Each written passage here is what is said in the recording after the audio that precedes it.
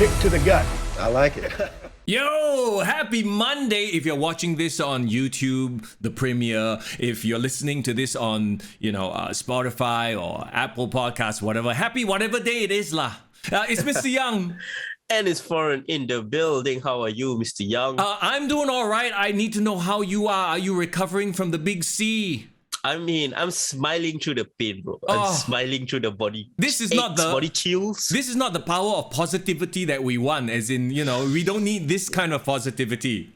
No. I mean, yes, I rather not test positive. This is this and HIV. I rather not test positive for either one. Alamak. Wow, there are a lot of other things as well. But bro, just get well soon, okay? Yeah, sending you lots of good vibes, good health, and stuff like that. But thanks, brother. As always, thank you so much for joining us here on the podcast, on the YouTube channel as well. Kick to the Gut. If you haven't already checked us out, usually we do a live stream, but today a little bit different because in just a bit we're going to talk to a special guest, and he has a movie out in cinemas right now. He's a movie star, bro. Bro, movie star, entrepreneur, businessman, pro wrestler. I don't know, man. Like, what are we doing with our lives, bro? Come on. Yo, when you hear about the hustle that he's putting in, you're going to feel very lazy about yourself. Okay, but no, you'll be inspired to go and hustle as well. Shaukat is joining us on the show. Shaukat from APAC Wrestling from across the border over in Malaysia. Yes, he has a new movie and it's out in cinemas right now here in Singapore called Gila Gusti. Yes, bro. Gila Gusti, bro. Crazy about wrestling, WrestleManiac. There's a lot of meanings, but the point is, if you love wrestling, you're a pro wrestling fan, you should check it out, man. Definitely. Absolutely. And I would like to think that everyone who is listening to the podcast, watching this right now, is a pro wrestling fan. If not, you must be here for Foreign's beautiful mustache. Bro, it gets more luscious by the day, bro. Oh, yeah, so luscious. My God. So are we going for like Tyler Bate sort of a mustache, a mustache mountain? What's going on here, man? I don't know, man. Maybe going for Rick Rude. Rick Rude. I see whether I can go there. Okay, not bad. I know chat usually thirsts over Foreign's mustache. And perhaps they're doing so in chat right now. I'm pretty sure it's just Edison, but thanks, bro. Okay, we're here to talk about pro wrestling. Before we do anything, as always, we'd like to remind you that we do have a Patreon page set up. So if you want to support us in, that kind of a way, you want to take your support to the next level, hey, we appreciate all the support. Just being here is great for us already, sharing, spreading the word. But also, like I said, if you want to take it to the next level, we have several tiers of Patreon support with benefits as well. Yeah, man. Guys, we did a commentary for Grapple Max recently. Yeah. For the main event of the show, if you want to hear Mr. Young and Foreign lay the verbal smackdown on that show, please check it out as well over there. That's exclusive for our Patreon members as well. I love it. And we're going to definitely dump in even more content, WWE 2K22 content. Yeah, some video gaming action. About maybe after WrestleMania. Let's let things settle down a bit because there's just a lot. Okay, the weird thing is, right? I was just about to say, bro, there's so much to talk about as it relates to WrestleMania. But then I think about it, it's like, and this is a good segue, I think, into, this road to WrestleMania, right? It also feels like there's nothing happening. It's like everything is really prepared. Yeah, exactly. It's like, okay, their idea is we have the headliners. Everything else is okay lah. No need to build any story. They're all headline matches already. Why?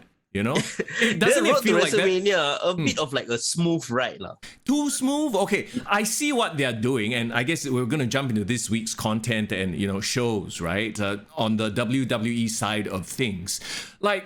As it relates to building up to WrestleMania, there haven't been that many twists and turns. Like, okay, so we got the big one, Roman Reigns versus Brock Lesnar. And of course, next week when we do our preview of WrestleMania, we'll go into more like in-depth stuff. But as it is, it's like, okay lah, like it doesn't matter what they do in the next 2 weeks. Like the hype is there already. Yeah, the problem is, right, actually, I would disagree. Like, the matches are set, but the hype is not there.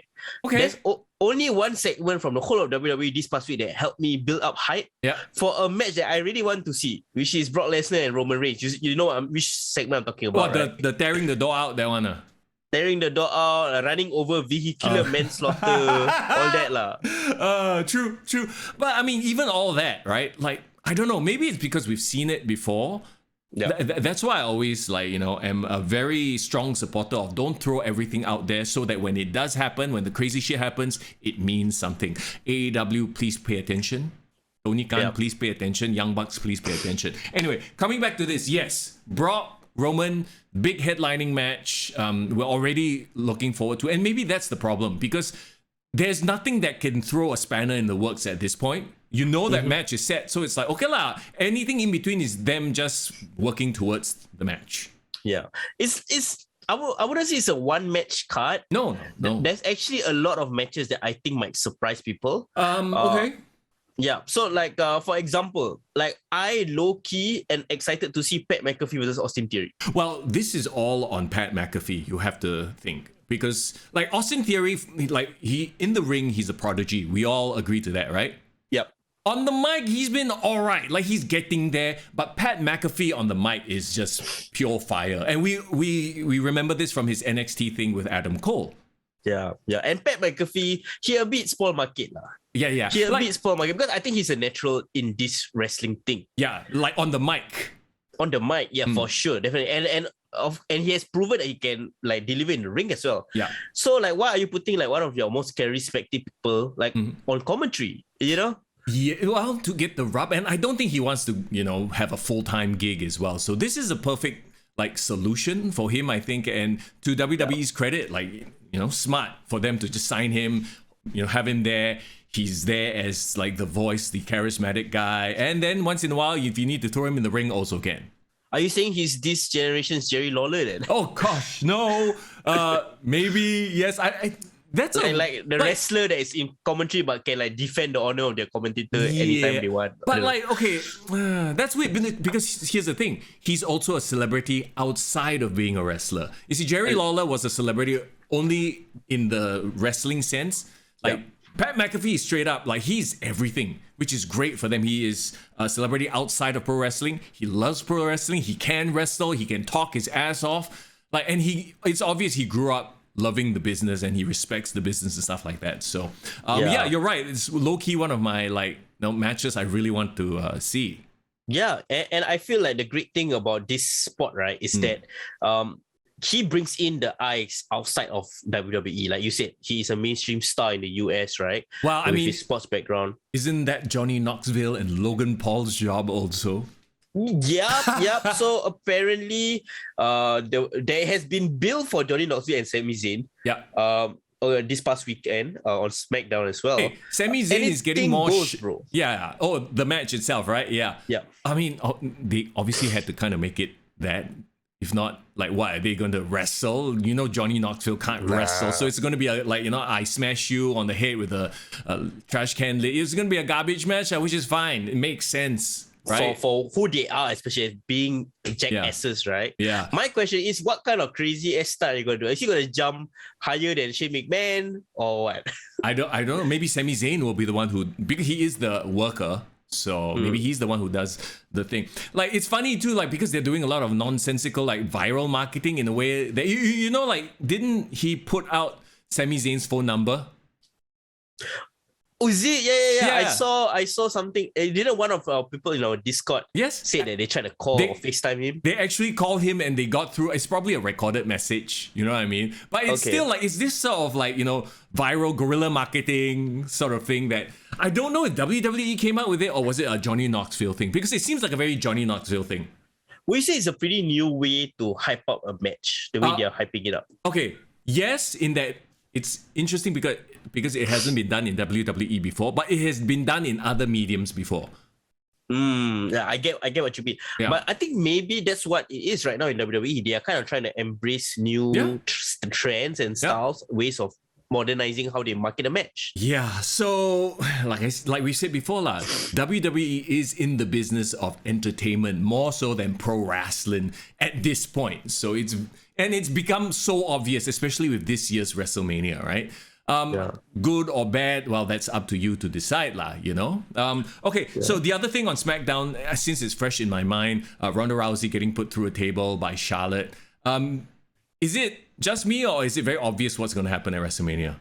Well, it's very obvious, but one thing I think is very obvious as well is that Ronda Rousey's return has been very underwhelming. I know people have shared that on the Discord as well. I think the main reason here, I will blame whoever it is that's been telling Ronda Rousey to smile and be a nice baby face. Because let's face it, Ronda Rousey is a badass who can kick people's asses legit, right? That was her whole aura. That was her whole mystique. Now you bring her in and she's smiling and she's not great on the mic. Let's be real here. You know, she's not like The Rock that, you know, she can come in and win everybody over with a promo. No, she comes in with a promo and it's just like obviously scripted and she can't really deliver it. And it's just weird. And like, was it last week or this week? They left her in the ring for so long by herself with a mic, with no Michael Cole, with nobody there to like sort of host her. I was like, oh God, this is painful. The best interaction I think she had on the mic since her return was that Michael Cole interview, that the one where they were both in the ring. Yeah. And she had someone to bounce off, you know? Yeah, because Michael Cole, he's done this before. He can be the one who lists the accolades. Because, okay, as a face, you can't go out and list all your accolades. You sound like an arrogant person, right? So that worked. And then, like last week, she came out there and delivered like a half-ass promo, right? Because, like I said, she's just a little bit like Brock Lesnar. The less they say, the better. Because they're legit badasses. Don't take the mystique away by having them talk. Yeah. Even if she wants to like be the baby face, doesn't mean she have to be all smiley. Like, I think she can be an even scarier baby face if she just retains her like badassness and kind of be an asshole back to Charlotte. Yeah, like, okay. So, and that brings me to the whole, like, that's 2 weeks in a row that Charlotte has had the upper hand on Ronda Rousey. You know, there's the one where she slammed her on the hood of the car and then fish hooked her mouth. And then this past SmackDown put her through the table. So it's, to me, quite obvious where this is going. Because, like, Charlotte has the heel thing down perfect. Like, she is smarmy. She comes across as better than you. So, like, you know, it's perfect, right? I think they are really trying to pile as much babyface heat onto Ronda as possible by having her like get destroyed every single week leading up to WrestleMania, so that when obviously Ronda wins at WrestleMania, it'll be a big moment, no? Yeah, man, I just had like the craziest idea to like really push their hype, but I don't think WWE will go down this route anymore because this is not like Crash TV Attitude Era WWE. But if it was, right, you know how I would make Ronda Rousey a sympathetic babyface? Oh, how? She's back. She's a mother, right? Get Charlotte to kidnap the baby lah. Wow. Okay, no. This is some Attitude Era Vince Russo booking. Who's your mama? No, like think about it, right? Like, okay, the only way to bring out the vicious side of her, right? Is if she knows her baby is in danger, right? Quote unquote, threaten the baby, and maybe that's what will happen next week on SmackDown. Like Charlotte can just say, you know what? I have my baby. You want to take my baby away from me? I'm going to take your baby away from you. Oh God! It's crazy. It's fucked up. But you know what? Like that will give enough reason for Ronda to turn into this crazy badass, like a protective mother, right? Like a mama bear. You don't threaten my family. Or I'm gonna destroy you. And like, they will definitely boo because like it might make Charlotte come across as unhinged. Yeah, a bit crazy, right? Yeah. Okay, well, I mean, that aside, like you said, there's no way they're gonna go there. So I know. But tell me it's not more interesting than whatever they're doing right now. Of course. Like they could have been doing a million and one things that's more interesting. But right now, like I said, everything seems to be like, okay, we have the main event set. They're all big names already. Let's just like cruise control there. Switching over to the Raw side. Becky Lynch versus Bianca Belair. That's supposed to be one of the matches, right? So I don't know. I just saw on social media, you know, the attack on Bianca Belair means she's indefinitely not suspended, but indefinitely out of action. So is that them trying to create drama and suspense so that when Bianca like next week goes, I can do it, you know, put me in the match, I don't care, even if my throat is broken, blah blah blah, that kind of thing.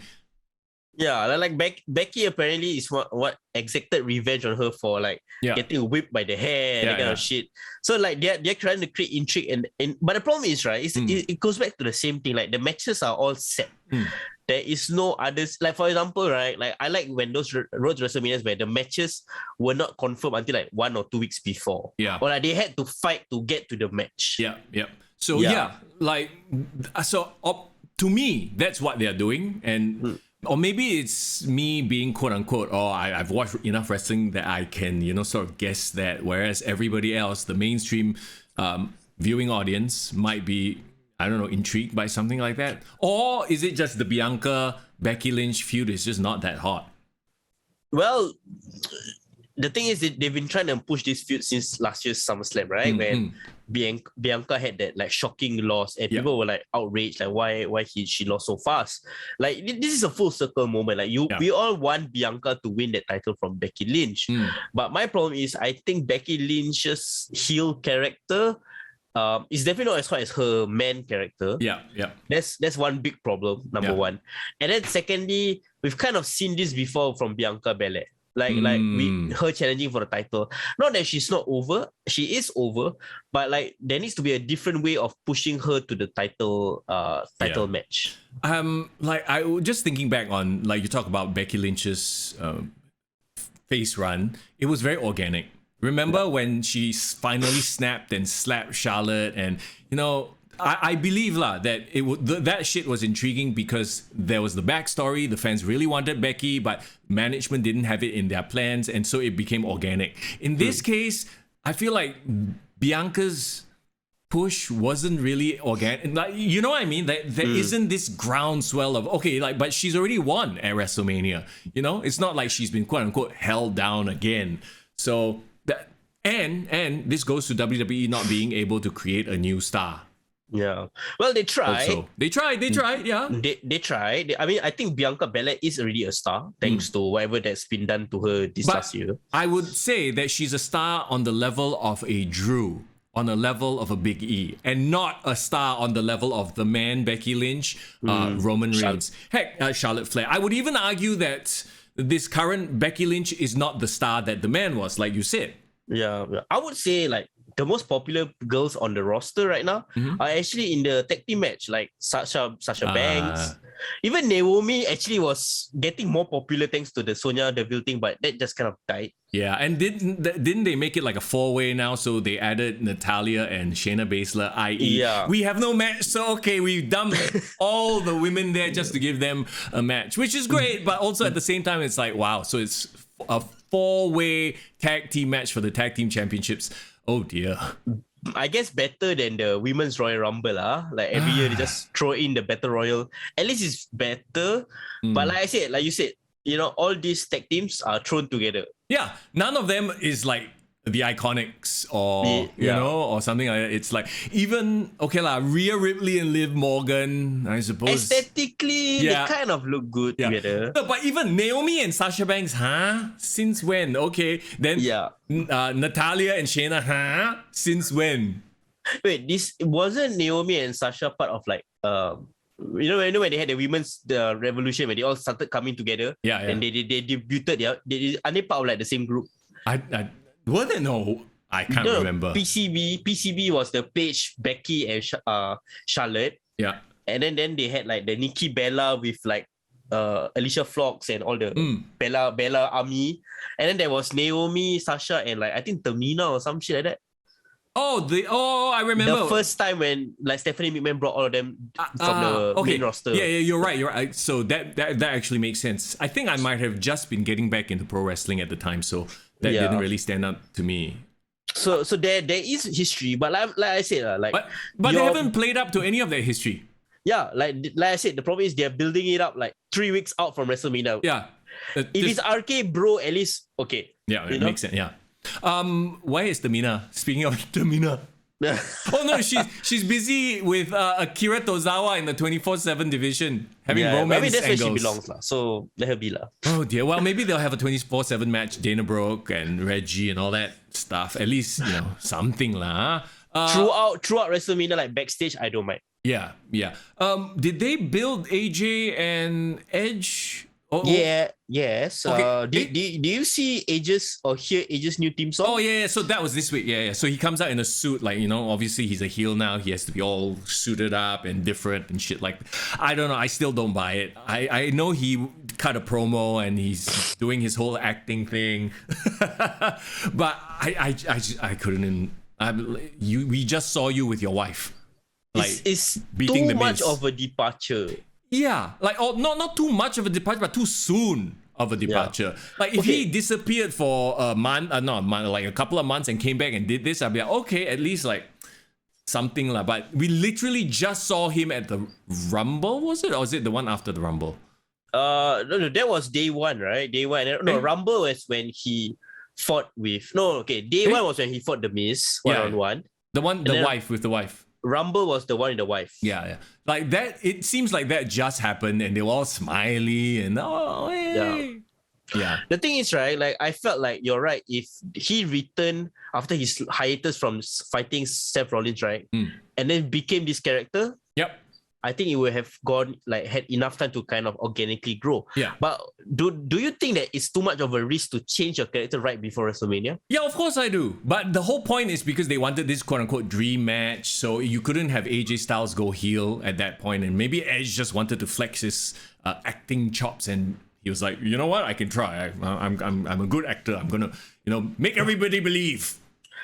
Yeah, maybe because they think like, oh, if you're just gonna be face, like what conflict is there gonna be? Yeah. Like how gonna make it interesting? Which is like the problem that Charlotte and Ronda having right now, lah. Yeah, and it also goes to the fact that AJ is kind of because he just came off a shit feud. He's not coming off a high. Let's just face it. He just came off jobbing to Omos. He needs to be built up. Yeah. So actually, I would say that why not make AJ Styles heel? Because I thought he was a great heel. Yeah, like have him really just snap after this whole Omos thing and bring back his edge. See what I did the edge was nice. Anyway, but the best meme I've seen from the whole thing, right, was apparently they said that Edge stole Undertaker's blue light. Okay, he retired already. Okay, give me the blue light. Give me the blue light. Take the blue light. And then another one, fucking funny. I think this is a promo joke. The one I show you on YouTube. He said like, okay, because Edge is doused in blue light, right? And then he came out to music, right? But they didn't play the music that he played. They played the Eiffel 95. I'm blue, double D. Is he gonna give people a blue bath next? Like, I don't know, man. But I would like to say that I can get into it, but it needs more time. Because when he said like, I judge you from the top of my mountain or whatever it is, right? Feels like something that Dr. Manhattan would say. You know Dr. Manhattan? Yeah. The Watchmen, right? Watchmen, so we are about 10. So there's one more Raw, one more SmackDown to go before WrestleMania. So 2 more. This week's Raw and SmackDown and next week's Raw and SmackDown. Is it? Wait. Are you sure? Because WrestleMania is not this weekend, bro. No, exactly. WrestleMania is the first weekend of April, right? Yeah, so when you say there's one more week, there's 2 more Raws. Oh, yeah. Correct. You're right. Yeah. Okay, yeah. I guess 2 weeks is enough to build back up AJ Styles. Yeah. So yeah, those are the ones that stand out, I suppose. Kevin Owens and Steve Austin, they're still doing the whole thing. Probably the worst reason to have an interaction. I hate Dallas. Okay. Well, if it becomes a match, then it's a terrible thing to do. But if it's just gonna him coming out and just beating the shit out of Kevin Owens, I think that's fine. Do you think every other Texan wrestler will come out? JBL, Shawn Michaels, freaking everybody just might as well just spam everybody lah. You know what? If he's going down that route of like attacking all these Texan wrestlers, right? What's the biggest Texan wrestler that's out there, and it's his Hall of Fame anyway? His Hall of Fame. It's his Hall of Fame induction this year anyway. Gong. Oh, Undertaker. Right. Yeah. But that would have been interesting. Like all the Texan wrestlers, including Undertaker, come in and fucking all do their finisher on him. Yeah. No, I think that would be a moment. Like, I forget that Undertaker is from Texas. Because, obviously the Undertaker is from Death Valley. I mean, come on. Yeah, Death Valley is in Texas. Apparently, right? But would it be weird? Because like Stone Cold is supposed to be the biggest star in this quote-unquote program, right? So if you have Undertaker overshadow the whole thing, it might not be, you know. It might overshadow because then it wouldn't be about Stone Cold. Yeah. But then I wouldn't put it past Stone Cold. Like Stone Cold says, I don't want to be just the only guy performing and give the shine to other people as well. Yeah, well, like I said, you know, I think that maybe he physically cannot like do a proper brawl, like a full-on brawl. I mean, he's had, you know, so many years of issues and injuries and stuff like that, right? So yeah, I think it makes sense for it to be a case where every Texan wrestler comes out. So Kevin Owens eats a sweet chin music, spinneroonie, axe kick, and then Stone Cold Stunner to top it all off, and then dong. Yeah, would that be and too then much? The whole time, Stone Cold can be running his mouth on the mic and like, oh, you want to run down on Texas? Yeah, I'm gonna give you a big old Texas ass whooping, and then like all the since it's 2 nights, right? Like maybe the first night. Actually, the Kevin Owens thing's his first night or second night? First night, apparently. Apparently, it's the first night main event, bro. What? Kevin Owens and Stone Cold? Yeah. Main event? No lah. From what I read, first night, that is what they putting as the last match. Cannot. There's not even a match. That's the thing. So that's why people are speculating, is it going to be actual match? No, it's not. Unless like things change. Okay, well now that's a little bit more intriguing. No lah. Or maybe it could be a thing where if they do that as the last segment, let's call it a segment, right? Then maybe whatever the title match is on that night is going to end with the heel winning. You know what I mean? That could be a huge giveaway. If it's a heel winning, most the matches would be the women's matches on the first night. Both is it women's matches? Okay, so then you have a heel win. Then to send the crowd home happy, then you have the KO show at the end of WrestleMania. You know, then Kevin Owens gets his ass kicked by all these Texans, and then boom, stunner. And finish, fuck off. I just thought of something interesting though. So like we said, you know, you have Booker T beat him up, you have HBK beat him up, then you have Stone Cold beat him up, right? And then instead of dong, you hear keep rolling. Biker Taker comes out on night 1. Then night 2, then Undertaker dong comes out. Huh? Best use. Undertaker's dong comes out. Wait. I didn't mean it like that. But you know what I mean? It's like the 2 different versions of Undertaker show up on night 1 and night 2. It'll be very appropriate. It'll be a very fitting way for the audience to pay tribute to Undertaker and his dong. And he will rest in peace at dong. But I mean, this is of course hearsay and rumor. It's not confirmed, you know. But I am low-key, happy to see Stone Cold back in any form. Come on, it's Stone Cold. I honestly don't think he should have a match. It's like, you know, Shawn Michaels' last match was the Saudi botch mania. Like, you know, it kind of ruins his legacy a little bit. So honestly, if it's just him coming out and brawling with Kevin Owens all over the arena, but it's not an official match, but he just beat the shit out of you. I think it's great. Yeah, just beat, and back into the ring, stunner, boom, crowd happy. Done. Drink beer. Yeah, there you go. Okay, so there's that. AEW, very quickly, did you want to see? Okay, let me just start it off by saying the CM Punk MJF thing is over. CM Punk wasn't even on Dynamite, was he? I can't remember. I think he wasn't. He wasn't on Dynamite.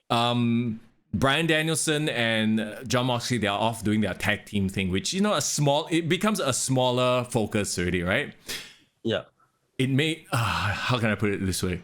I think you know why I'm going with this. It made this week's Dynamite like, okay, so there's more of the nonsense and less of the serious stuff. Which, it made it missable. Yeah, it made it very missable. Like, I enjoyed the Chris Jericho, I'm a sports entertainer stuff, like, but I'm a Chris Jericho mark. That's just me. You know, I know a lot of people are like, what is this roll eye nonsense? And then he re-Christianed 2.0 as I don't even know what their names are, damn long.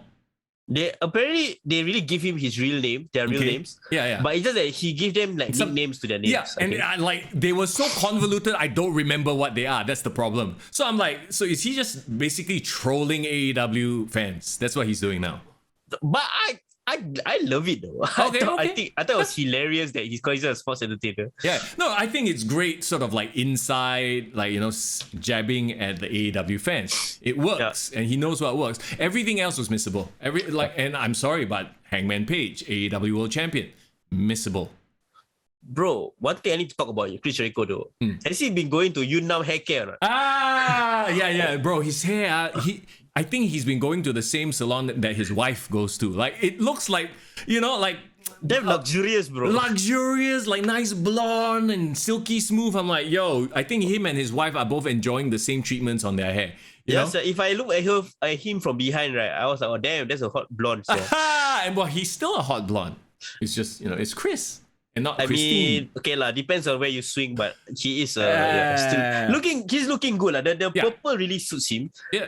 Speaking of people taking Undertaker's gimmick, he just stole the purple wardrobe for Undertaker. Sure. But okay, like, doesn't anything else really jump out? No, okay. Right? Well, the main event was Thunder Rosa versus Britt Baker. Sure. So we had a title change there. But the thing is, I'm not really a big fan of Thunder Rosa. I was going to say I'll tell you why, but that sounds a bit presumptuous. I will suggest to you why.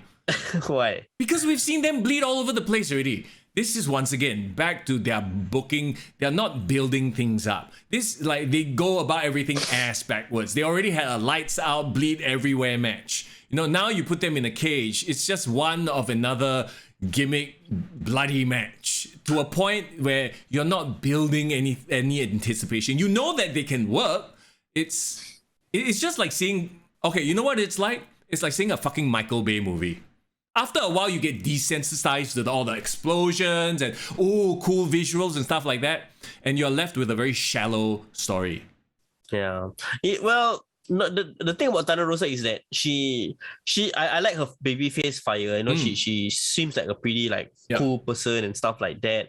But I just hasn't been invested in her story because like for example, even Naomi, I wanted Naomi to defeat Sonya Deville because there was like that constant build up, right? Yeah. But like after the Lights Out match from last year, she just went away and did her own thing. And then only recently she fought in Revolution against Britt Baker, and that one also it was just it kind of came out of nowhere.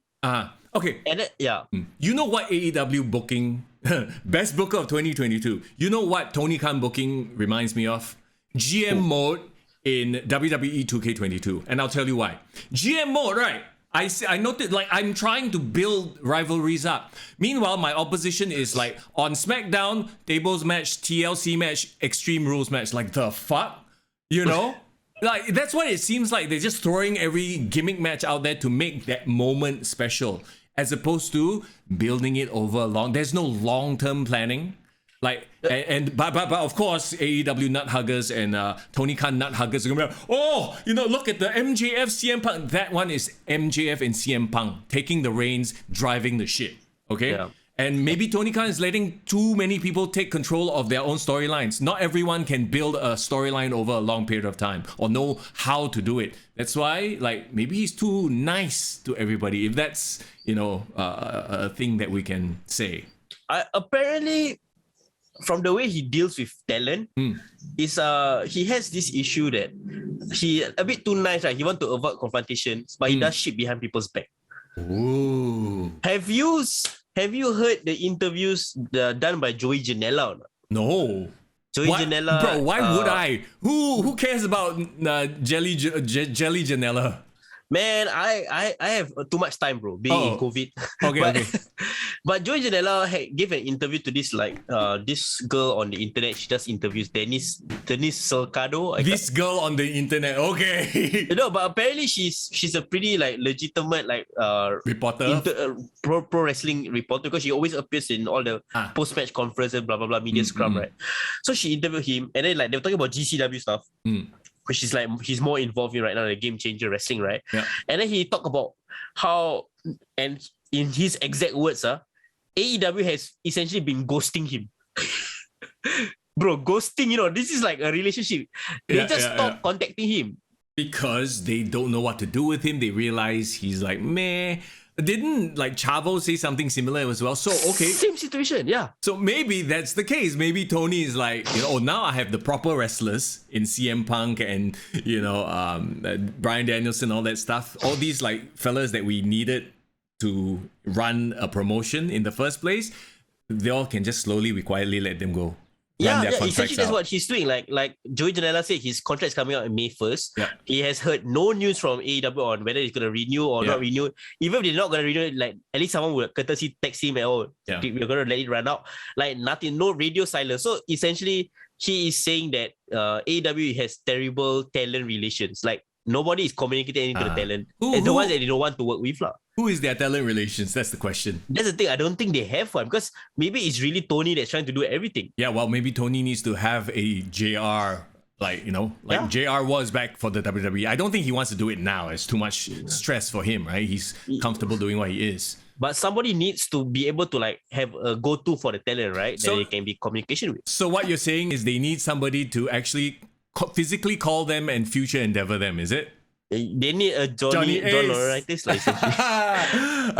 And another person that apparently has been ghosted, and the reason why you don't see him on TV anymore is Marco Stunt. Because in the same interview, in the same interview, Joey Janela is like, sometimes I just wish they talk to us. Like even Marco Stunt has been getting the same treatment. Yes. Well, I mean, see, okay, to me that's on Tony. Like even if Tony is like, okay, I have nothing for you guys now. Tell them that. Let them be able to plan stuff and do stuff, Yeah. Maybe you're right. Maybe he's that sort of like, I just want to be the nice guy to everybody. I can't be the bad guy. Which goes to Vince McMahon, and he's had so many more years of experience of dealing with people like that and stuff like that. So it goes to his skill set. Well, that's a different story altogether. Like it's like two ends of the spectrum. Yeah. Not that anybody wants to see Joey Janela and Marco Stunt. Don't get me wrong. Of course, I think they've done their part. And I think it's time for them to move on. But it kind of just shows like there might not be such a perfect, happy situation in AEW as well. Well, there's no such thing as a perfect situation, especially now that you have more talented people come in, So it's very interesting to see like where the Young Bucks gonna go. Like, are they gonna stick around? Now they are no longer like top dogs, top creatives. Like, are they gonna continue to have free reign over the tag team division? Now you got the Hardys there. EVP nothing but name because I feel like there's so many other talents that I want to see on top in the tag team division, right? Didn't Chris Jericho say that? Like, fuck it, don't give me the name, give me money. I don't care about this. Yeah, that's what he said, and it's smart of him because at the end of the day, the real boss is Tony Khan. Yeah, he's that goes to the experience. Like Chris Jericho has been to the dance before, WCW, WWE, that kind of thing. So he pay knows me my what's money up. And then let me do whatever I want. Yeah. Meanwhile, people who haven't done it before, like your, Young Bucks, Kenny Omega, they're like, oh, EVP, okay, sure. I know where Young Bucks gonna go next. ROH. Control your narrative. Oh my god. I don't care as long as they, get off my TV screen. No, but cannot go control the narrative because apparently CNY, one of the rules is no top rope moves, no moonsaults, no super kicks. Hey, you never know. Maybe they might become really good storytellers. Yeah, maybe they need to go through CNY for proper seasoning. Like they're forced to not go use or overuse their like crowd popping moves. You know what's like the biggest tag team rumor I've heard from AEW recently? What's that? You know FTR recently fired their manager, right? Yeah. So there was this one backstage segment on Rampage. I know you don't watch Rampage. I was watching Rampage, where like they both came to face. Young Bucks came face to face with FTR, and see, like, you guys haven't been doing jack shit lah. Yeah. And then like he said like doesn't matter if you fire your manager, doesn't matter if you get the best manager in the world, you will never get on our level, blah blah blah. And then there was this look that FTR said the best that ever was, and then they look at each other. So then now there's rumors that they might actually bring in Bret Hart as their manager. Oh my gosh, for FTR. Yeah, for FTR. I don't know what to think about that. I am. It's a lot of information to digest, to be fair. Yeah, but still, I see the connection, But also, they saved Bret Hart during the Hall of Fame. Remember? The Hall of Fame, some asshole attacked Bret Hart. Oh, yeah, but they were one of the people that protected him, right? Yeah, they went in and fucking beat up that guys, yeah? So, okay, it makes sense. But at the same time, though, they buried FTR so hard, I kind of don't care. And I know, Jim Cornette shits on the Young Bucks all the time and says that they purposefully buried FTR because they know that they are a better tag team. But I really wonder if that is the case sometimes, because, just look at the tag team division. It's the shits. They only work well with people who do the flippy shit with them and, who have no chance of really overshadowing them, honestly. Yeah. Well, FTR is going to have a great matchup coming soon. If you saw the announcement that they're going to be part of ROH, their supercard. So I think there might still be a spot for FTR, but as long as Young Bucks is on top, I don't think they will get that shine in AEW. Are Young Bucks even on top right now? Behind the scenes, maybe. Okay, well, you mean behind the scenes, right? Well, I mean, I'm thinking if Bryan Danielson and Jon Moxley start running roughshod, and maybe they're like, we want to fix the tag team division. You might see the Young Bucks just get super jaded because they're no longer in charge of what originally was their baby. So it could be interesting Danielson times. And Moxley versus FTR for the titles, huh? Shit, bro, that shit will look good. You know that shit is gonna be amazing. With William Regal one corner, Bret Hart another corner. Yes, sign me up for that. Bring back tag team wrestling. Meanwhile, the Young Bucks and Adam Cole and I feel so bad for Kyle O'Reilly and Bobby Fish. They are legit. They look like they have legit wrestling pedigree. They can put on a good match, but they're involved with all this Adam Cole nonsense. Unfortunately. Do you feel Adam Cole has been tainted though by being in AEW? Your perception of him? Yeah, 100%. And this goes to maybe Triple H seeing someone like Adam Cole and going, all right, the way to make you look good is put you as a faction leader, make you ruthless and not do bullshit and lose to, what's his face? Orange Cassidy. Orange Cassidy, yeah. And oh my God, don't even get me started on Orange Cassidy. Every time I see Danhausen in their corner and he's very evil. I'm sure a part of the audience feels like, oh, I'm in on the joke. Yeah, but to the mainstream audience, to someone like me, and you can tell JR is verbally rolling his eyes. You can hear. JR is not a fan. No, it's what the fuck? As if Orange Cassidy wasn't enough. Now you have one magician. I don't know, he's putting curses on people. I don't get it. That's why I like that Wheeler Yuta was teasing that he might join Regal instead. Yeah. Here's the thing. If they spent some sort of time even explaining what this Danhausen bullshit is, there might be a chance of getting him over. Okay, remember the Hurricane? Yeah. At least he had backstage promos and interactions and he kind of explained what is going on. A more recent example would be Nikki ASH, even though that was a bust eventually. At least there was a reason. Danhausen literally is okay, we take this internet famous thing, plonk it there and expect you to understand. Yeah, but nobody knows the context. No. Unless you explain to the audience, right? Yeah, but who's going to explain it? Excalibur? Nobody's listening to that guy. Tony Schiavone just repeats everyone else's words. Yeah, and then JR just verbally eye rolls the nonsense. So I remember something Tony Schiavone said on commentary, which I fucking rolled my eyes. What? I can't remember. I forgot which wrestler.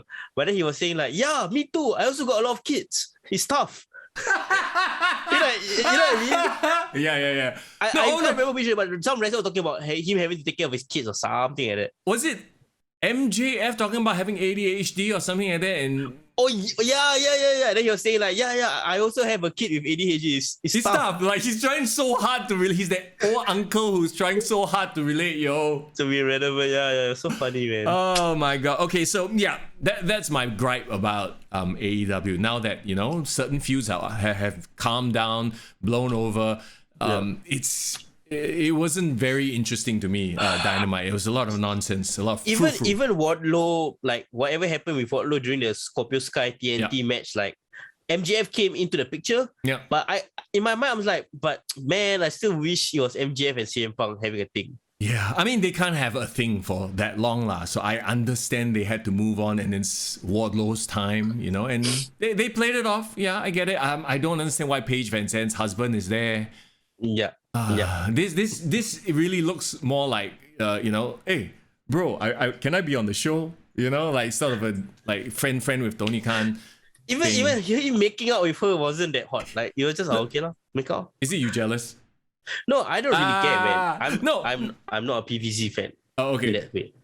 Okay. But yeah, you're right. Like him making it, like, why? What was the point? Yeah, like, it's not as if like Wardlow's gonna get like jealous. Angry. Yeah. There was nowhere in the history where Wardlow had a crush on PVZ or something like that, right? Okay, no. I mean, unless if it's like Scott Steiner and Stacey Keebler doing a lap dance in front of Tess, then Tess get angry. I understand. Yeah, right. Yeah, exactly. There's storyline there. So this is another case of them or whoever is booking this shit, letting them do whatever they want to do, and it's just like a lot of it doesn't make sense. Come on, guys, just give it some reasoning, just a little bit of reasoning, and I'm fine with it. Just don't throw rubbish out there. I think AEW treats their fans too highly, and then WWE just treats them like they're too dumb. Yeah. So is this weird? Like you're right, one end to the other, right? Yeah. But just watch the ex-WWE guys, the successful ones, CM Punk, Bryan Danielson, Chris Jericho, and you can immediately tell the difference between their programs and the other quote-unquote indie guys and their programs. Like, yeah, definitely. And that's the reason why you watch it, right? You watch it for the good stuff. Yeah. And you tolerate the bad stuff. Well, unfortunately, this past week was more bad stuff than good stuff. Goes up and down, I guess. Meanwhile, Raw and SmackDown is all bland stuff. Which is another problem. You know what was the most interesting show this week? What? NXT. Really? Because, NXT for you? Look, bro, you know I'm a Dolph Ziggler nut hugger. I'm a fan. I'm a fan of DC and Robert Roode as well. And now that they are sort of quote unquote the main focus with Tommaso Ciampa in the mix, Braun Breaker, we all know is a star. There's proper, serious, good workers and good stuff going on there, right? And you know. You tolerate the bad, good with the bad, and there's a lot of nonsense as well on NXT, but you can excuse it because we know that they're all green guys. They're all like quote unquote developmental force to be on TV. Whereas on AEW, you expect everyone to be, you know, of a certain level already, I feel, because they've been doing it so long. Yeah, but in a way, you kind of should be thinking the other way around because AEW technically have more green guys who are like haven't had the WWE run. Sure. But I mean, they are on like their main show already. You know what I mean? It's like, to me, Dynamite should be on the level of a Raw at this point. But I know, I get what you mean. Yeah, so it is what it is. I mean, Stand and Deliver looks to be very interesting. So the divide is interesting to just sort of like when you watch NXT. You can obviously tell they're trying to aim for this young, hip crowd with the lingo and the way it's presented. So I really just wonder, like, what's the deal there? Like, do they really think that, okay, like this brand, they're aiming just for the kids, right? You know, like their packages are all like, you know, I text you, you text me, text appears on the screen, sort of like, whoop. It's a very like, oh, okay, you're catering to 15-year-olds here. I mean, I thought, but they're trying to sex it up as well, no, right? Yeah, exactly, yeah. Like, the kids love the sex appeal, obviously, like Mandy Rose. I mean, not kids, but you know what I mean, teens. Okay, fair enough. Like, I get what you mean. I saw some of the vignettes. I saw some random, Ciampa's not going to fight Tony D'Angelo as well? Yeah, okay, so Ciampa came out and did his whole, like, you know, I've had an amazing time in NXT. So obviously he's being called up to Raw, right? So then, you know, he's like, wants one more match or something like that, and then like Tony D'Angelo challenges him one more match at Stand and Deliver, and then, you know, freaking attacks him, and that's how they're setting up that match. So yeah, I mean, like I said, I'm only watching it for the main event. Maybe a bit of Toxic Attraction, a bit only lah. A bit, Other than that, nah. I mean, AEW I'm still AEW, very, very, not say pro AEW, but like AEW is the only TV show that I can sit through, like, and have my attention fully on the show. Really? Fully throughout the show? Fully. Even the fucked up shit, I can still somehow find enjoyment in it. Right, because it's so like ridiculous. Yeah, ridiculous, or like I just know that after this is gonna be a great one. Right. You know? I don't know. Like a lot of times when certain people come out, I immediately like, okay, let's do something else. Or I even fast forward if I'm watching it, you know, after the fact, which I usually watch after the fact. Yeah, but okay. But at the end of the day, I think right now, since it's WrestleMania season, I just hope, and I know it's a bit too late that WWE picks it up, but like the Cody Rhodes thing is the thing that's gonna. We gotta like dive into it because apparently it's official, but is it? It's official according to the dirt sheet, so it's about as official as toilet paper at this point, okay? Like you know, these rumors, and at some level, I feel like, you know, WWE also will troll the internet crowd and release official things. But okay, the fact that Seth Rollins is still opponentless lends credence to the fact that yes, it could be Cody. I'm surprised they didn't debut Cody at Jacksonville, which, you know, he might get a huge reaction there because especially it was Kevin Owens versus Seth Rollins as the main event match. Yeah, exactly. So it'll be interesting to see where this goes. You know, that is, to me, other than like the main like matches on WrestleMania, this is the thing that's intriguing me the most. Will Cody appear? Will Cody not appear? I don't know, and maybe it's just my relationship with Cody through the years. I kind of don't care anymore, you know? Like everything with Cody is a drag. After a while, it just gets tedious, and even waiting for him to debut is now tedious. His reputation precedes him already, bro. Yeah, like I feel like maybe it could be a case of he's debuting so late because of contract negotiations. He wants more, he wants less, blah, blah, blah, blah, whatever it is. I don't think he's debuting so late. I mean, I think the plan has always been in place for him to appear at WrestleMania. But I think what WWE is trying to do is kind of make it like a surprise open challenge thing where he just appears out of nowhere. So tease all the way till the end lah. Yeah, it's basically like John Cena and Undertaker lah. So what are the odds of them teasing them talking about John Cena, Undertaker, teasing it all the way till WrestleMania itself? I wouldn't put it past that. I think that's the plan. So what? Seth Rollins comes out, runs his mouth, nobody, blah, blah, blah, nobody. But then Cody comes out like... So, a more recent example would be like, you know, the Hardy Boys making their return. Yeah. Like, do you think Cody will get that kind of reaction? Not that kind of reaction, but like, I really wonder what the reaction would be. You know, like, will it be, oh my God, it's Cody? Or is it going to be, oh, that guy?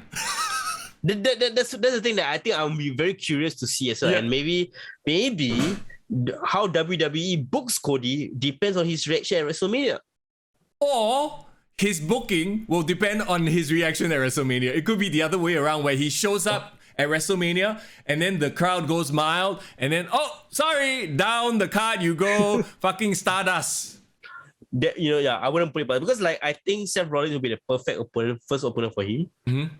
He can come across as this all-conquering babyface. Oh, I just returned to my company, blah blah blah. Yeah, beat him the first time, and then that big promo that he's gonna cut on the Raw after WrestleMania is where he determines what the fuck he's gonna be doing with his life. As long as he doesn't take like 10 hours to do this promo that he's, you know, workshopped and talk about like his mixed race baby and all that kind of stuff. He might try to end racism some more lah on this promo lah. Okay, well, more power to him. I can't wait to. Well, actually, I can't wait. I correct myself. So, yeah, to be honest, at this point, just don't have him debut at all until WrestleMania. Yeah, just let him appear at WrestleMania, bro. He will still come earlier than Veer, bro. So it's fine. No, Scully, really, you know, Seth Rollins, he's in the ring and then he's doing his open challenge and then everyone is expecting Cody, right? So the crowd just starts chanting, Cody, Cody. And then it's Veer. Yeah, finally arrives. At WrestleMania. Oh my God, that would be the ultimate troll. Can you imagine? Actually, that would be damn dope though. No, like that would be like the red herring. Like he comes first. And then isn't that what happened with John Cena? John Cena also, Elias came and disturbed him first. Yeah. Then after he beat out happy, then suddenly Cody appeared. So what you're saying is you drop Veer out? Yes, clearly. Oh, come on, man. After so long. Well, can you imagine if that's the payoff? You tease Veer for how long? Half a year? A year already? Definitely it seems more. Since October, I think. Yeah, it seems like a fucking millennium. But you tease him for so long only to have him job to Seth Rollins in about 5 minutes so that Cody Rhodes can come out. Yeah, I think that's perfect. Bro, that is perfect storytelling. Bro, no! I mean, you will insult all the Veer fans lah. I mean, all two of them lah. Yeah, to have watched him on main event. Yeah, so bro, I think it's perfect. I mean, it will give Veer the biggest round of his career. Yeah, okay. Think about it. It'll probably be bigger than he's ever done. Bro, Scully Veer is the bodyguard of Cody. Oh, why they putting all the Indian men all as bodyguards? Right? I don't know. It seems like you can't really talk. Actually, I don't know if he can promo. Isn't him talking over the promos? Him talking? Okay, one recording doesn't mean like he can memorize a line. You know what I mean? Versus actually cutting a promo. Like Grayson Waller has a big Indian guy as a what's his name? Not Shanky, right? I don't know. But you know what I mean? He has a bodyguard like that. Shanky don't know disappear where already. He not with Jinder Mahal, man. Jinder Mahal is he poor thing, no? Not only did he get assigned to a Jinder like who never shows up, like you get tagged with a guy who never shows up, so that means you never show up. So poor thing. He did kind of show up on SmackDown, like he had a 6-man, but yeah, it's nothing lah. Yeah, okay. Like Commander Aziz, also another one. Oh, we're gonna team you up with Apollo Crews. Nothing has happened since. No, he jobbed to Omos. Yeah, I saw the match. Yeah. I saw the match. At least Omos got tagged with AJ Styles. That one main event guy, right? Yeah. Just imagine the creative comes to you. You are going to be working with Jinder Mahal. Oh fuck. Shanky's like, oh fuck. Apparently, this Omos Commander Aziz match actually got some traction online. Really? People actually were interested in watching them fight. Like, oh yeah, that was Omos's best match on the main roster. That's not saying better much. Than against AJ Styles, by the way. What? Stop. I obviously need to go back and watch the match. I skipped the match. 100%. I skipped I'm pretty sure everyone skipped the match as well.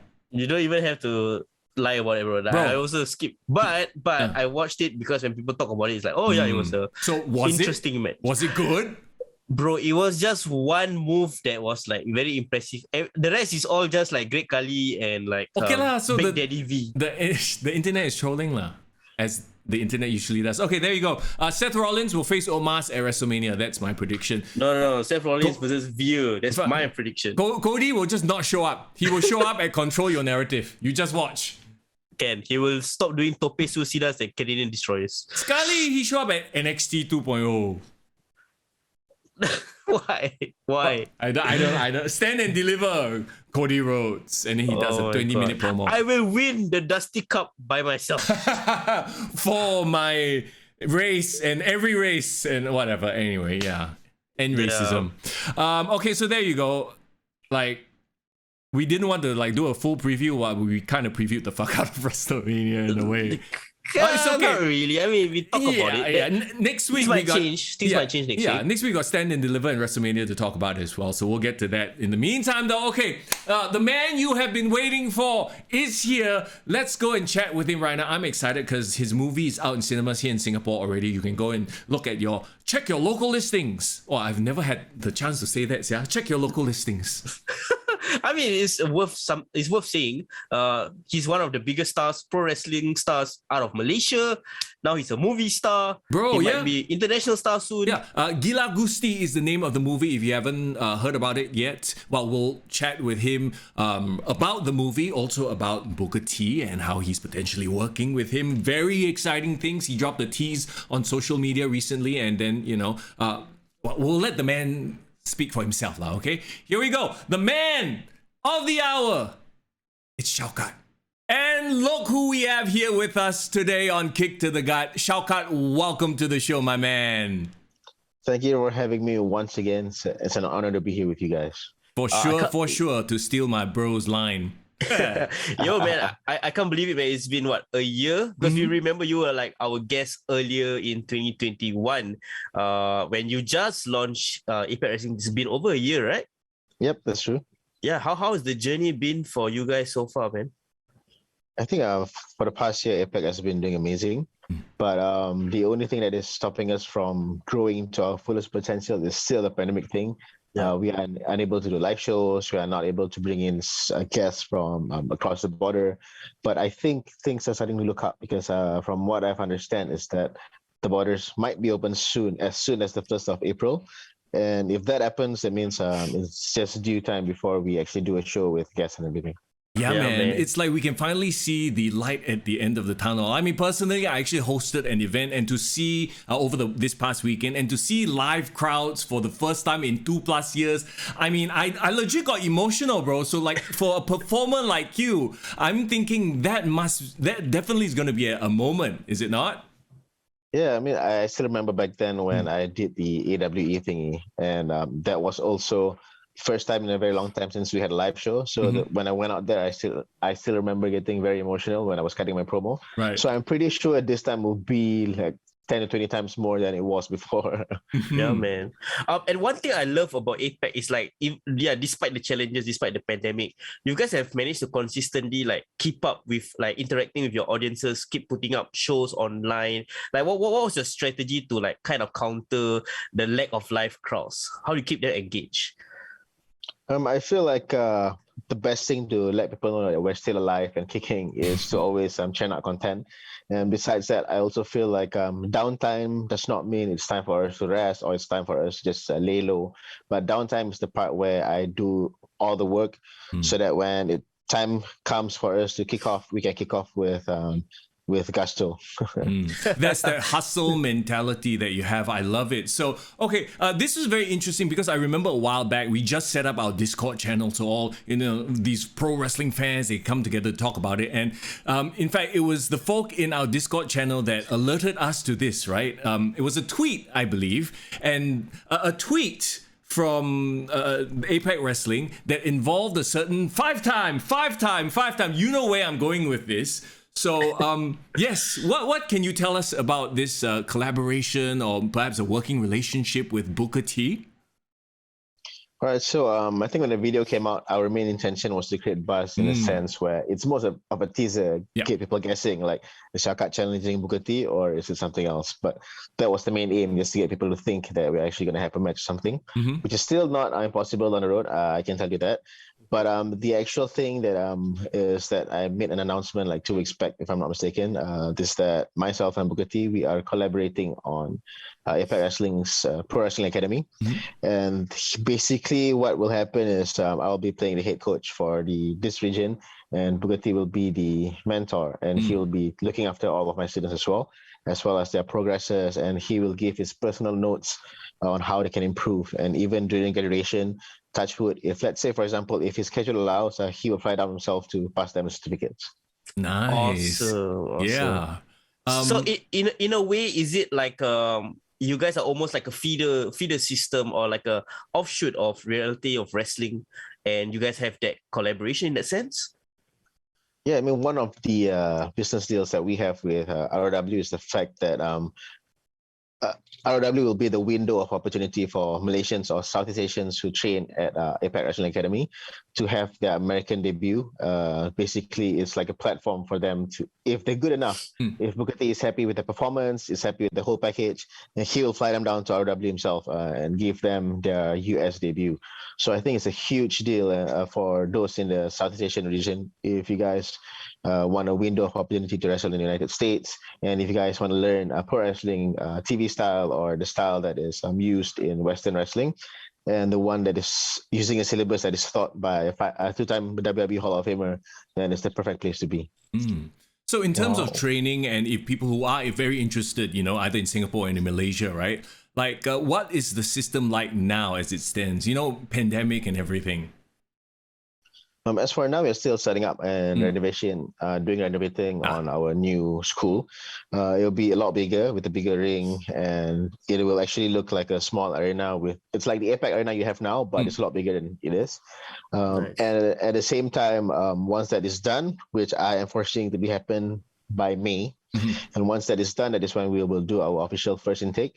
And the whole training system will last for about 6 months minimum. And from there on, if those who are able to graduate, then they will get certificates co-signed by myself and Booker T. Nice. Yeah, so anyone right now from around the region, including here in Singapore, can like send in auditions or apply to be part of your academy? Definitely, anyone from any part of the world, from any country, as long as you can commit to our classes for like about 6 months, then you can definitely sign up and train with us. Bro, foreign how? Every weekend we drive down, once the lanes open and everything, we train. How about that? Bro, I tell you, somebody who's listening to this podcast right now probably is thinking about uprooting themselves. Okay, come guys, let's stay in KL. 6 months, let's make it work, bro. Oh. I mean, if I were a lot younger and if, I didn't have like, commitments, I think, this is definitely a huge opportunity, especially for somebody who is a fan, right? Like someone who's watched it for a long time and maybe you want to try this out. This is massive, and to have someone like Booker T with years and years of experience to sort of be that mentor figure. Wow. That's all I can say. I remember like in our previous interview, right, Shaukat, you talk about how you have been in talks with Booker T, and actually Booker T wanted you to come over to Reality of Wrestling and train with him. On top of this collaboration, do you foresee yourself like potentially having opportunity to actually go to the US for extended period of time and do that training? Most definitely. I think Booker T is already interested to sign me to ROW in that sense. Nice. For me to be a performer, especially now because he has his own national TV slot as well. Because ROW now is on national TV in the States. So they need a deep roster, and I'm one of the person that he has in mind. The problem is he tried to apply working visa for me twice now. I think one was in September and one was in February, and both times he got rejected by the US Embassy, mainly due to the pandemic reasons. They cannot, there's like a quota that they can allow in, so on and so forth. But still keeping my hopes up. I'm still training and keeping myself in shape because they're still going to try to attempt to bring me there anyways. And I think it's just a matter of time before I can actually set foot and make my debut in ROW. We are really, really proud of that possibility, and we are pretty sure that will happen because on our side, like we've seen one of us, Dante Chen, make the splash, make the move over to the US and be on TV over there. Like for you, do you see like that's like your end goal still to like from ROW to eventually make it to NXT WWE? I think I'm honestly like any pro wrestler in this world. I'm pretty sure on their bucket list or their end goal is definitely the WWE, mainly because WWE has been around the longest. It has the most amount of eyeballs on the product. It has about 40 million of followings on social media. So it's like, and it pays a lot, to be honest. And it's like the perfect place you want to be at if your dream is to become pro wrestler. I'm pretty sure like they can tell you like, I don't want to go to WWE because I want to work in AEW, or I just want to go to New Japan because that's my style. But I'm pretty sure if WWE were to offer them like, hey guys, do you want to sign under us? I'm pretty sure they would say yes without in an instant, without thinking in a heartbeat. Right. So I think like for me, honestly, my end goal is still WWE as well, because being a performer, I want my craft to be seen by the most amount of people in the world. And what better platform than to be on the WWE itself? Right.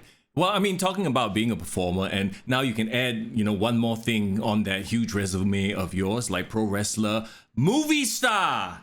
I mean, how does that sound, first of all? Okay, talk us through the whole setup and how this movie came about. Of course, Gila Gusti, right? What does that, somebody translate that for me.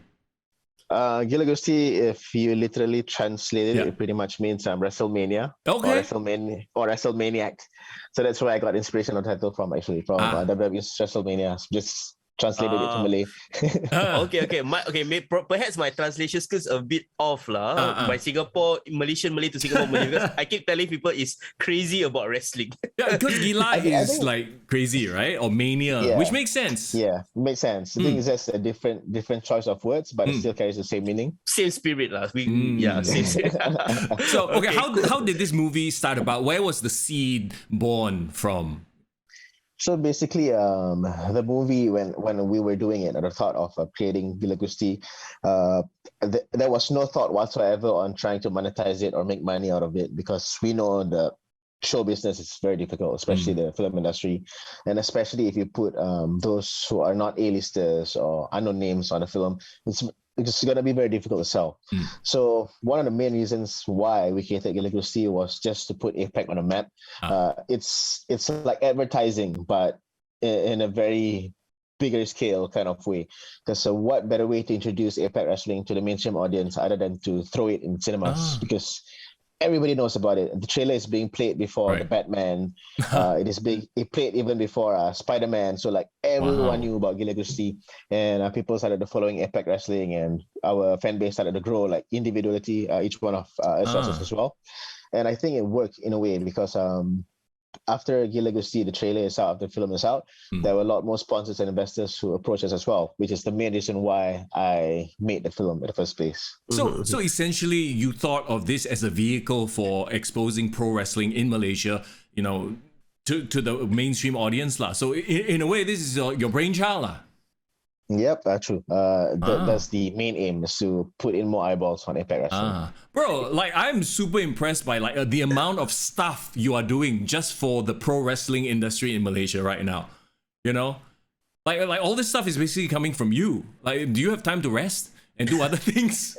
Because it must not. I mean, okay, maybe you had the downtime during COVID and everything, right? But like I'm thinking, you know, the hustle in not just you know, training, right, putting on shows, even if it's like, you know, your closed door shows, that kind of thing, but also filming a movie, conceiving a movie, scripting. I'm sure you have a hand in all of that, right?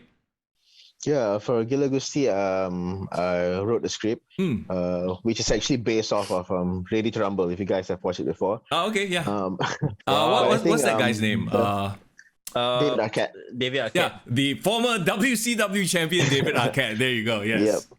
So basically, I enjoyed Ready to Rumble as a kid. But then when I started learning filmmaking, started learning directing and screenwriting, I noticed there's a lot of flaws in the film.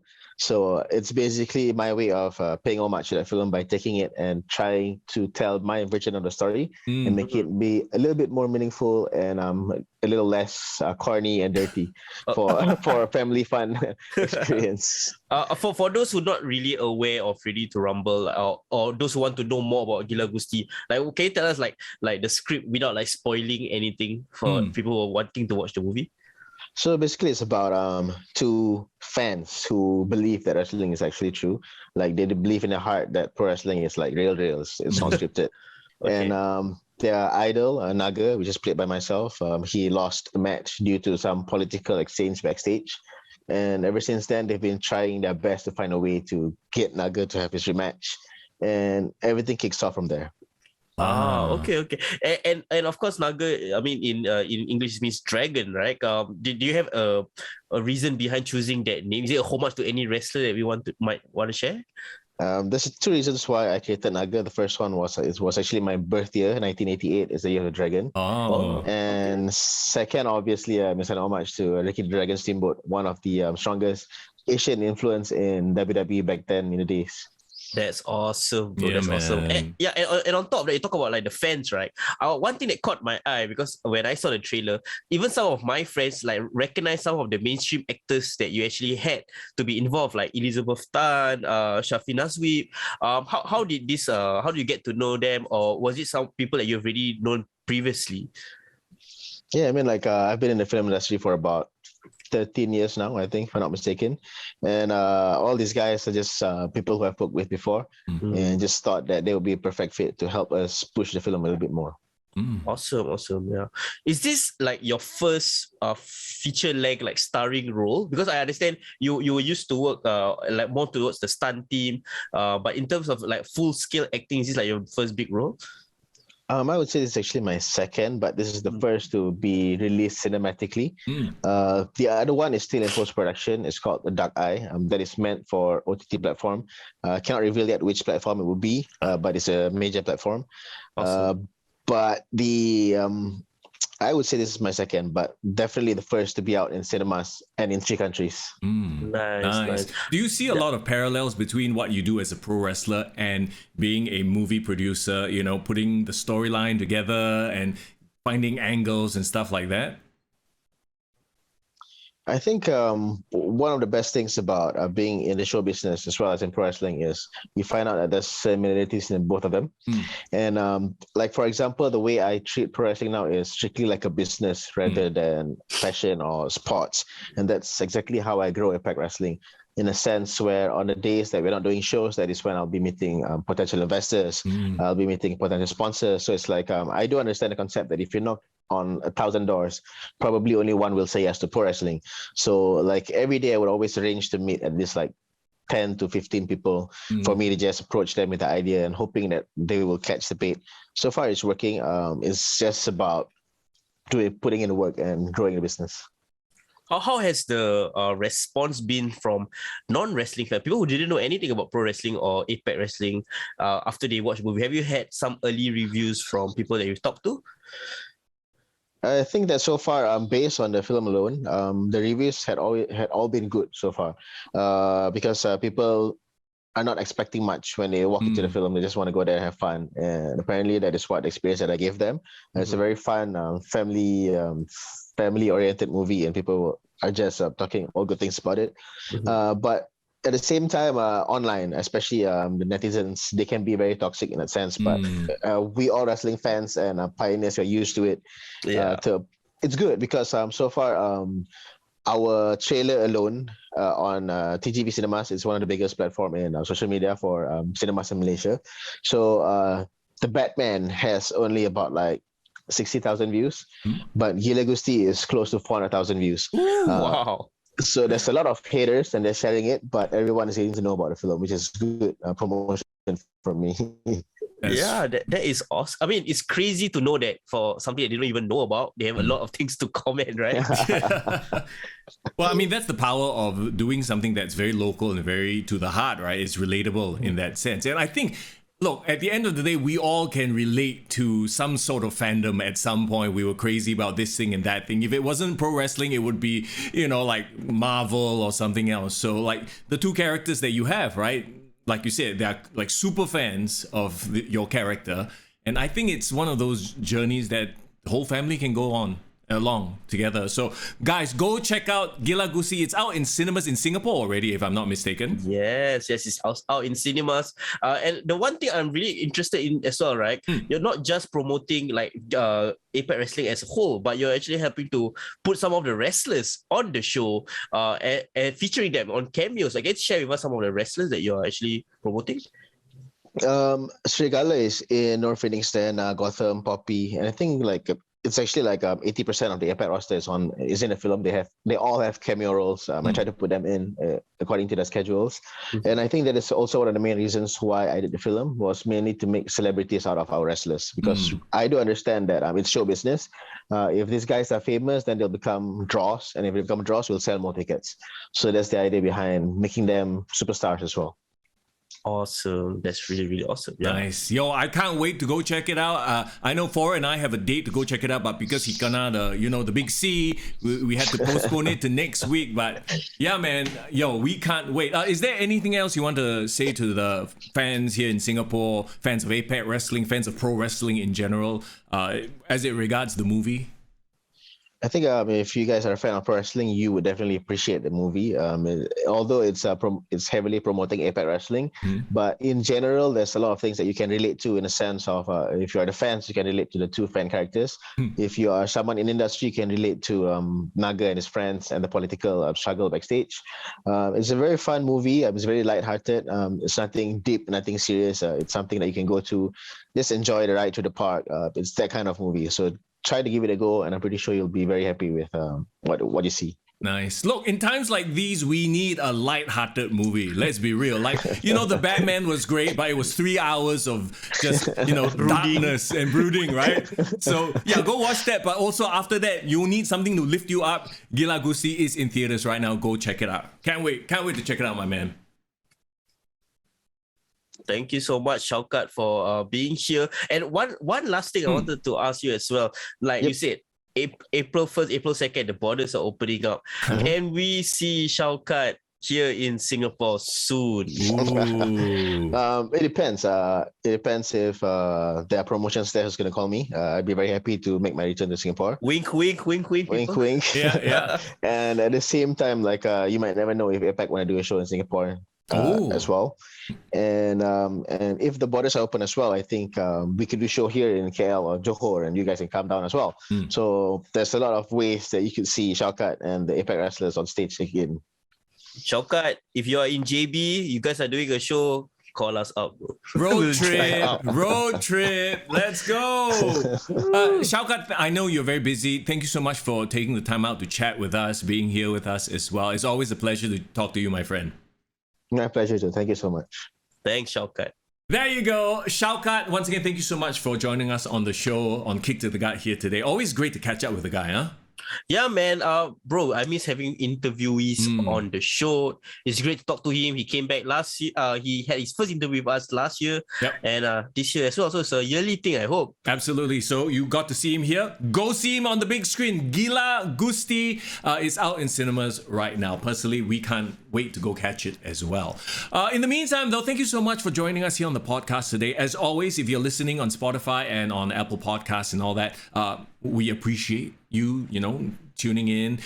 Why not drop by the live stream when we do it live every single Monday, 12 noon. Today, obviously, we had to do a bit of a recording because, we had to chat with Shaukat. Also, Foreign is feeling a bit under the weather. So, my bro, please go and get rest. You're going to kick COVID in the gut. Of course, bro. I gotta recover. I gotta catch myself some Gila Gusti, bro. Oh, yeah, that's right. It's a bro date. Next week, we're going to watch the movie together, huh? Yeah, bro date indeed. And of course, as always, please go and join the Discord. Join in the conversations. A lot of pro wrestling conversation, not just WWE and AEW. I know you guys are super into like the New Japan stuff. I don't know what other federations there are. Sometimes I look at it and go, huh? I mean, I love the Discord. The Discord is its own universe, right? It's a KTTG universe on its own, man. Heck yeah. So if you can't find, maybe we're not an expert in New Japan. I mean, I'm obviously not, right? But you will find somebody else who is. Chat with them about the latest happenings on your favorite pro wrestling federations. Yeah, man. If you want to pledge your support on Patreon, please, we'll appreciate any amount, and we'll give you exclusive content over there as well, including some WWE 2K stuff, which we are going to have in the works after WrestleMania. Absolutely. As you can see, the Patreon shout-outs right there. Get your name on that crawler, yo. Shout out to The Shadow, Div Royalty, Christian for, supporting at those Patreon levels. We love you. But we love you too. Even if, this is not something you're comfortable with right now, hey, we appreciate that you're here with us. Help us spread the word. The Kick to the Gut gospel. Oh my God, all of a sudden I feel like power of positivity. Bro, as long as you power of positivity, you don't become a Mordecai or those, all those like crazy wrestlers, evangelistic wrestlers like Seth Rollins as well. I'll stick to, it's a new day. Also, get well soon, Big E, huh? How about that? Get well soon, Big E, RIP Scott Hall. Well, WrestleMania season is coming up, man. Let's hope that in the next 2 weeks, shit is gonna pick up. Business is gonna pick up. Oh, yeah. Business is picking up. It definitely will. And if it doesn't, well, business will pick up for us also because then we have stuff to shit on. Yes, of course. No matter what, we will be here every single week. WrestleMania next week, can't wait. Oh, yeah. WrestleMania preview, Stand and Deliver preview. It's going to be a lot of fun. So once again, thank you for being here. Have yourselves a great Monday, a great week ahead, and take care of ourselves. I can't even speak anymore. God damn. Take care of yourselves. Yeah, bro. You take care. I take care. Everyone take care. It's Mr. Young. And it's Foreign in the building. Kick to the gut. I like it.